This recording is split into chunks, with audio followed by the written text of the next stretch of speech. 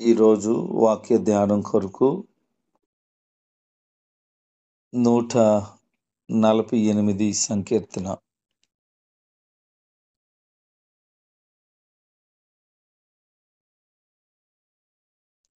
146వ సంకీర్తనలో వ్యక్తిగతంగా ప్రభుని ఎలాగూ స్తుతించాలో, ప్రభు ఏవేవి కార్యాలు జరిగించారో కీర్తనకారుడు స్తుతించిన సందర్భమును, అదేవిధంగా తాను తీసుకున్న తీర్మానం, ఆయన వాగ్దానములను మనం జ్ఞాపకం చేసుకున్నాం. 147వ సంకీర్తనలో దేవుని యొక్క ప్రజలు ప్రభుని స్తుతించడం, వారి పట్ల ఆయన చేసిన కార్యాలు, ఆయన వారికి అనుగ్రహించినటువంటి వాగ్దానాలు, దేవుడు వారికి ఇచ్చేటువంటి ఈవులను గూర్చి మనం ధ్యానం చేశాం. ఈ 148వ సంకీర్తనలో యావత్తు జగత్తంతా కూడా దేవుని గూర్చిన స్తుతి చెల్లించాలని, ఆయనకు స్తుతి చెల్లించడం అవసరమని, ఈ సృష్టిలో ఉన్న సమస్తం ఆయన నామాన్ని ఘనపరచాలని, సృష్టి మాత్రమే కాక పరలోకం, అంతరిక్షం, అలాగున సమస్తము కూడా ప్రభుని స్తుతించాలని ఈ కీర్తనకారుడు తెలియచేస్తూ ఉన్నారు. ఇందులో ఒక 4 విషయాలను మనము జ్ఞాపకం చేసుకుందాం. మరలా మీకు ఒక విషయాన్ని గుర్తు చేస్తూ ఉన్నాను. దేవుడు మనలను పుట్టించింది ఆయన స్తుతించటానికి.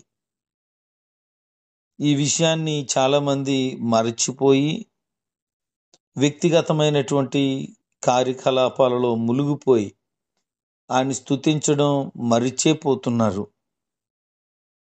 కానీ దేవుని యొక్క ఉద్దేశాన్ని మనం మరవకుండా ఆయన స్తుతించగలిగితే మన జీవితానికి ప్రభు యొక్క దీవెనలు, ప్రసన్నత తప్పక కలుగుతాయి. కాబట్టి ఇక మీదటి నుంచైనా ప్రభుని స్తుతించటానికి మీ హృదయాన్ని సంసిద్ధపరచండి. ఈ కీర్తనకారుడు మరలా ప్రారంభిస్తూ ప్రభుని స్తుతించండి అంటూ ఎవరు దేవుణ్ణి స్తుతించాలో ప్రారంభించాడు. మొట్టమొదటిగా పరలోకం నుంచి ప్రారంభించి, పరలోకములో ఉన్నటువంటి దూతలు, అక్కడున్నటువంటి నివసించే వారందరూ కూడా ప్రభుని స్తుతించాలి అంటున్నారు. అక్కడ ఎవరు నివసిస్తున్నారు? పరమాత్ముడైనటువంటి దేవుడు స్తుతుల సింహాసనం మీద నిత్యము ఆ యొక్క ధవళ సింహాసనం మీద ఆసీనుడై ఉంటుండగా కోట్లాది దూతలు గాన ప్రతిగానములతో ప్రభుని స్తుతిస్తూ ఉన్నాయి. వారు ఉన్నతమైనటువంటి నివాసులు. ఎందుకంటే ఉన్నతంగా ఉండేవారు వారే, పై స్థానంలో ఉండేటువంటి వారు గనుక వారు ఆయన్ని స్తుతించాలంటున్నారు. ఆ పరలోకంలో ఉన్న దూతలు శరాపులు, కెరూబులు అని 2 రకాల దూతలు ఉన్నారు. మరలా ఆ దూతల్లో రకరకాలైనటువంటి టీములు డివైడ్ చేయబడ్డాయి. వారందరూ కూడా వారు ఏ పనికి నియమించబడిన వారైనా, వారు చేయాల్సినటువంటి కార్యకలాపాలు ఏవైనా మరలా అందరూ ప్రభును స్తుతించాలి. గాబ్రియేలు వారి యొక్క అనుచరులు వారు భూమి నుంచి సమాచారం దేవునికి, దేవుని నుంచి భూమి మీదకి తెలియపరిచే వారై ఉన్నారు. అయినా వారు కూడా ప్రభుని స్తుతించాలి. నాకు ఈ పనే అప్పగించబడింది, ఈ ఒక్క పనే చేస్తాను కాదు, ఆ దూతలు కూడా ప్రభుని స్తుతించాలి. రగుయేలు వారి యొక్క సమూహం వారు యుద్ధం చేయడానికి ఉపయోగపడేటువంటి వారు. మాకు యుద్ధ పని లేదు అనే కాదు, పని ఉన్నా లేకపోయినా ప్రభుని స్తుతించే వారై ఉన్నారు. ప్రభువుని స్తుతించడానికి పూర్వం అనగా లూసిఫర్ పరలోకంలో ఉండేటప్పుడు తను ఓల్ని స్తుతించడానికే నియమించబడ్డారు. వారు స్తుతిస్తూనే ఉండాలి. అలాగున ఎవరికి ఏ ఏ పనులు నియమించబడ్డాయో వారు ఆ పనులు చేస్తూ ప్రభువును స్తుతించాలి. మరి ఈరోజు నీకు అప్పగించబడిన పనిని చేస్తూ ప్రభును స్తుతిస్తున్నావా? నాకు ప్రభును స్తుతించేంత ఖాళీ లేదు, కేవలం నా పని మాత్రమే చేసుకుంటున్నానంటే మరి పరలోకంలో అలాగూ లేదే. పరలోకంలో లేనిది భూమి మీద ఎలాగూ నువ్వు చేస్తావు? అందుకనే యేసు ప్రభు ప్రార్థనలో ఈ మాట చెప్తారు.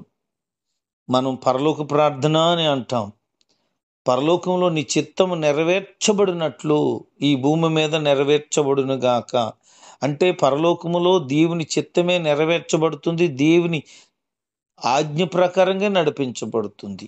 అది భూమి మీద జరగాలి అని అంటే దేవుని చిత్తం పరలోకంలో యాజిటీగా జరుగుతుంది, కానీ భూమి మీద జరగట్లేదు. ఇప్పుడు ఎవరి చిత్తం వాళ్ళది అయిపోయింది భూమి మీద. నా చిత్తం నాది, నీ చిత్తం నీది, ఎవరో చెప్తే వాళ్ళ చిత్తం చేస్తున్నావు తప్ప దైవ చిత్తాన్ని మరిచావు, విడిచేవు. అందుకే ఇక మీదట నీ చిత్తం నీ ఇష్టం గాక దైవ చిత్తానికి నువ్వు తలొగ్గగలి ఆయన స్తుతించగలిగితే పరలోకంలో ఎటు విధంగా అయితే దేవునికి మహిమ కలుగుతూ ఉందో ఈ భూమి మీద నీ వలన ఇంకా నీ ద్వారా కూడా దేవునికి మహిమ ఆపాదించబడుతుంది. ఆయన మహిమ ఎవ్వరికి ఇచ్చేవాడిని కాదన్నాడు. మరి నువ్వు ఆయనకి చెందవలసిన మహిమ వెళ్ళనీయకపోతే ఎలా కుదురుతుంది? నీ బాధ్యత నువ్వు మరిచేవు కదా. అందుకే అంటున్నాడు, పరలోకంలో దూతలు స్తుతిస్తున్నాయట. అందుకని పరలోకపు సైన్యము దేవుని స్తుతిస్తున్నాయి, మీరందరూ దేవుని స్తుతించండి అని గుర్తు చేస్తున్నాడు. అంతరిక్షం దేవుని స్తుతిస్తుందట.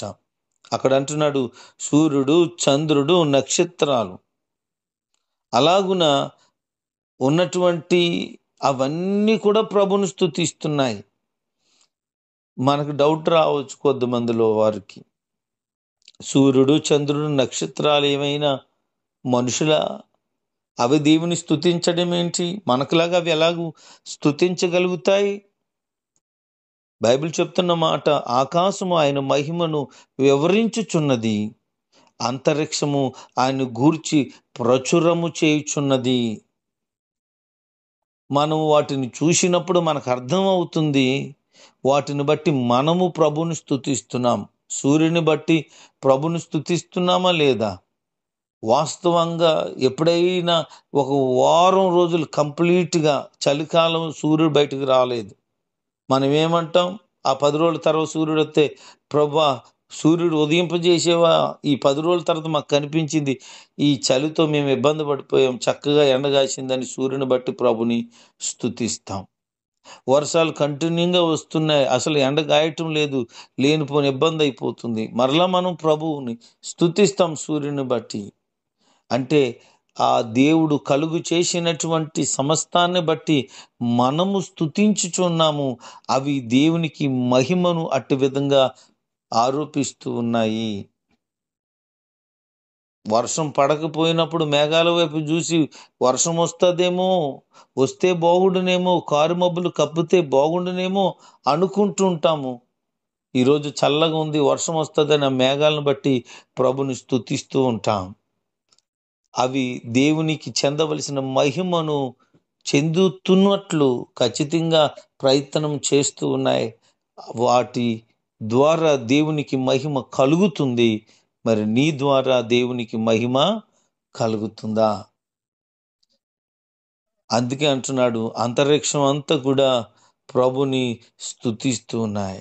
ఇంకా అంటున్నాడు, భూమి మీద ఉన్నటువంటి సృష్టము అనగా దేవుని చేత, దేవుని మాట చేత కలగబడిన సమస్తము కూడాను, ఈ భూమి మీద కంటికి కనిపించని సూక్ష్మ జీవులు మొదలుకొని గొప్ప జీవుల వరకు దేవుని నోటి మాట చేత కలుగబడ్డాయి. ఈ భూమి మీద మనము తినేటువంటి కూర మొక్కలు మొదలుకొని ఫలములిచ్చే మహావృక్షాల వరకు దేవుని నోటి వలన కలగబడ్డాయి. అవి మనకి తినటానికి ఆహారముగాను, అవి మనకు క్షేమాన్ని కలుగు చేసేవిగాను ఉన్నాయి. అందుకే వాటిని బట్టి, దేవుని యొక్క సృష్టిని బట్టి మనము దేవుని స్తుతించబద్దులమై ఉన్నాము. ఆయన కలుగు చేసినటువంటి సమస్తాన్ని మనం చూసినప్పుడు మనకి ఎంతో ఆనందం కలుగుతూ ఉంది. అవి దేవుని మహిమ పరుస్తూ ఉన్నాయి. మరి ఈ రోజున కలుగు చేయబడినటువంటి, ఆయన చేతులతో చేయబడినటువంటి నీవు మరి ప్రభుని స్తుతించగలుగుతున్నావా? ఉదయం లేచిన తర్వాత పక్షులన్నీ కూడా ప్రభుని స్తుతిస్తున్నాయి ఆనందంతో. ప్రభా, మరొక ఉదయం నా జీవితంలో మీరు అనుగ్రహించారు అని. ఈ దినమంతా మాకు కావలసినటువంటి ఆహారాన్ని సంసిద్ధపరచు ప్రభువా అని అవి చక్కగా ఉదయకాలమందు ప్రయాణం ప్రారంభిస్తున్నాయి. అందుకని యేసు ప్రభు చెప్పిన ప్రార్థనలు ఈ మాట మనకు కనపడుతుంది. అనుదిన ఆహారం నేడు మాకు దయచేయుము. మనము దేవుని సన్నిధిలో మాకు ఈ దినమున కావలసిన ఆహారము దయచేయని అడగని వారు ఎంతో మంది ఉన్నవారు. లేచిన కానించి దీవించు, ఆశీర్వదించనే ప్రార్థన తప్ప, ప్రభువా ఈ దినమున మాకు కావలసిన ప్రతి ఈవిని అనుగ్రహించు అని అడగని వారు అనేక మంది ఉన్నారు. కానీ పక్షులు ప్రతిరోజు వాటికి కావలసిన వాటి కొరకు తప్పకుండా అడుగుతున్నాయి. మరలా సాయంత్రం గూటికి చేరేటప్పుడు అవి మరలా ప్రభుని స్తుతిస్తున్నాయి. ప్రభువా, నేటి దినాన మాకు ఆహారం ఇచ్చావు, తాగటానికి నీళ్ళు ఇచ్చావు, మాకు ఎక్కడ ఏమేమి సమకూర్చాలో అన్నిటినీ సమకూర్చావు అని అవి దేవుణ్ణి స్తుతించగలుగుతున్నాయి. అందుకే కొన్నిసార్లు మనం ఆ పక్షులకున్న జ్ఞానం లేదు అని, ఆ జంతువులకు ఉన్నటువంటి, ఆ పశువులకు ఉన్నటువంటి బుద్ధి కూడా మనుషులకు లేదని మనం తిట్టేటప్పుడు వింటుంటాం, తిడుతూ ఉంటాం, గమనిస్తూ ఉంటాం. అంటే వాటికి ఉన్నటువంటి బుద్ధి మనిషికి ఎందుకు లేదు? వాటికున్న విశ్వాసం ఎందుకు లేదు అంటే, అవి ఏ మనిషి చేత పోషించబడుతున్నాయో అవి నమ్మకంగా ఆ వ్యక్తికి పనిచేస్తున్నాయి కానీ, అవి విశ్వాసాన్ని కనబరుస్తున్నాయి కానీ, ఆ కుక్కలు కానీ, ఆ పక్షులు కానీ, ఆ భోజనం పెట్టేటువంటి ఆ యజమానుడి వైపు ఎలా చూస్తాయో వాటికైనా ఇంగిత జ్ఞానం ఉన్నట్లు కనపడుతుంది. కానీ నిన్ను సృష్టించినటువంటి దేవుడు నీకు కావలసిన ప్రతి అవసరతను తీరుస్తున్న దేవుడు, ఆరోగ్యము, సహాయము, ఆహారము అన్నీ దయచేస్తున్న దేవునికి అట్టి విశ్వాసం, అట్టి కృతజ్ఞత భావం లేకపోవడం నిజంగా చాలా విచారకరం. అందుకే అంటున్నాడు, ఈ భూమి మీద దేవుని చేత చేయబడిన సమస్తము కూడా ప్రభుని స్తుతిస్తున్నాయి. ప్రాణులు, జంతువులు, మృగాలు, పక్షులు, ఈ భూమి మీద ప్రాకేటువంటి పురుగులు అన్ని కూడా ప్రభుని గణపరచగలుగుతున్నాయి. మరి నీ సంగతేటో ఈ కీర్తనకారుని బట్టి అర్థం చేసుకోగలగాలి. ఈ వ్యక్తి సామాన్యమైన వ్యక్తి కాదు. దినమునకు 10 పర్యాయాలు ప్రభు పాదాల దగ్గరుండి 7 పర్యాయాలు ప్రభు చేసిన కార్యాలను బట్టి గణపరుస్తూ స్తుతిస్తూ ఉండేటువంటి వాడు. అందుకే చెప్పగలుగుతున్నాడు. ఈ రోజున ఎవరికైనా చెప్పాలనంటే ఏదో ఎవరో చెప్పిందో విన్నదో చెయ్యండి అని చెప్పడం గొప్ప కాదు. అది నువ్వు పాటించినప్పుడు ఇతరులకి చెప్పగలిగితే బాగుంటుంది. కీర్తనకారుడైన దావీదు తను ఎంతో ఆత్మ సంబంధమైన అనుభవపు లోతుల్లోనికి వెళ్ళి, ఇది నేనొక్కడనే చేస్తే బాగోదు, ఈ స్తుతి అనేది ప్రతి ఒక్కరూ చేస్తే బాగుంటుందని, ప్రభుని స్తుతించడం మంచిది, అది శోభస్కరము, అది మనోహరము అని చెప్తున్నాడు. ఎందుకంటే అతను ఆధ్యాత్మికంగా అంతటి లోతుల్లోనికి వెళ్ళి ఉన్నాడు. అందుకే దావీదు గొర్రెలు కాసుకునేవాడుగా ఉన్నా దేవుడు చూసి ఆనందించి, ఇటువంటి వ్యక్తిని పొజిషన్ మారిస్తే ఇంకా నాకు కృతజ్ఞుడిగా ఉంటాడనుకున్నాడు. నిజంగానే దేవుడు తన పట్ల చూపించినటువంటి అపారమైన కృపకు ఏ రోజు దూరం అవ్వక, గొర్రెలు కాసేటప్పుడు ఎంతగా ప్రభుని స్తుతించాడో అంతకు మించి మహారాజు అయిన తర్వాత స్తుతించడం ఆపకుండా కంటిన్యూ చేస్తూనే ఉన్నాడు.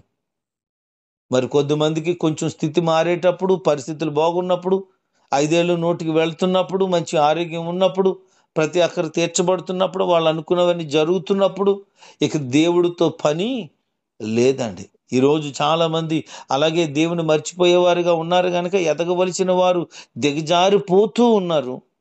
క్షేమము కలిగి ఉండవలసిన వారు వేదన పాలై ఉంటున్నారు. కనుక ఎప్పుడు ఎంత స్థితికి నువ్వు ఎదుగుతున్నా ఎదుగుతూ ఎదుగుతూ ఇంకా ఆత్మీయంగా బలపరచబడుతూ ఉంటే 3 యోహాను పత్రికలో 2వ వచనంలో చెప్పిన మాట ఖచ్చితంగా నీ జీవితంలో జరుగుతుంది. ప్రియుడా, నీ ఆత్మ వర్ధిల్లుచున్న ప్రకారం నువ్వు అన్ని విషయాలు వర్ధిల్లుతూ సౌఖ్యంగా ఉండాలని దైవజనుడు ప్రార్థన చేస్తున్నటువంటి ఆ ప్రార్థన నీ జీవితంలో తప్పక నెరవేర్చబడుతుంది. మరి నువ్వు అన్ని విషయాల్లో సౌఖ్యంగా ఉండటానికై నీ ఆత్మను వర్ధిల్లింప చేసుకునే పనిని చేస్తున్నావా? ఆత్మ వర్ధిల్లాలు అని అంటే దేవునితో ఎక్కువగా వ్యక్తిగతమైన సహవాసాన్ని కలిగి ఉండాలి.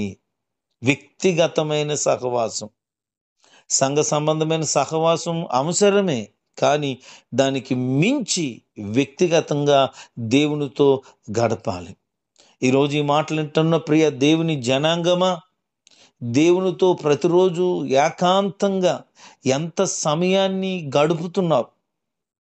ఎంత సమయం గడుపుతున్నావు? గంట సేపా, 2 గంటల, 3 గంటల, ఇంకా అధికంగా గడపగలుగుతున్నావా?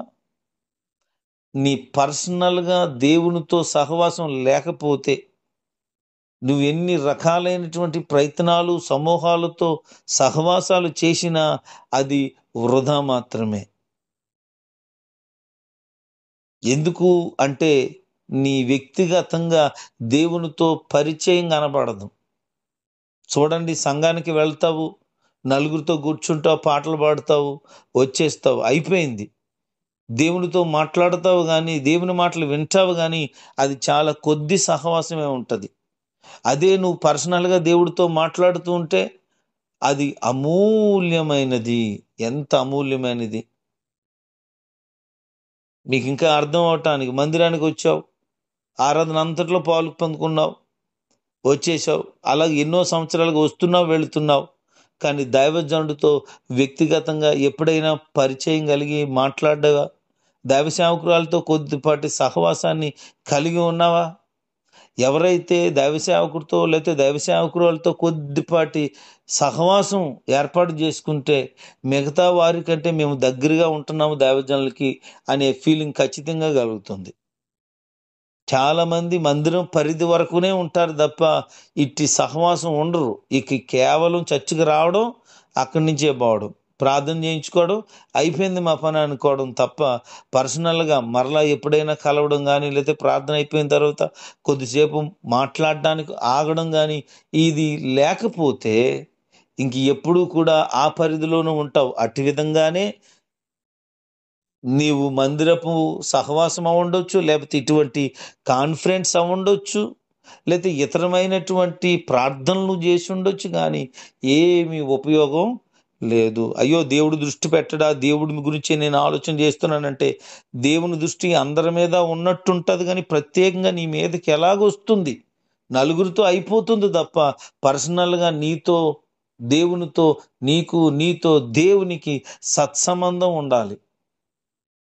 ఇది ఖచ్చితంగా ప్రతి ఒక్కరూ గమనించి ఆ సహవాసంలోనికి, అనగా అన్యోన్యమైన సహవాసం అది. ఇదేమో సహవాసం అయితే అది అన్యోన్యమైన సహవాసం. అట్టి సహవాసంలోకి సాగాలని దేవుని సేవకుడిగా తెలియచేస్తున్నాను.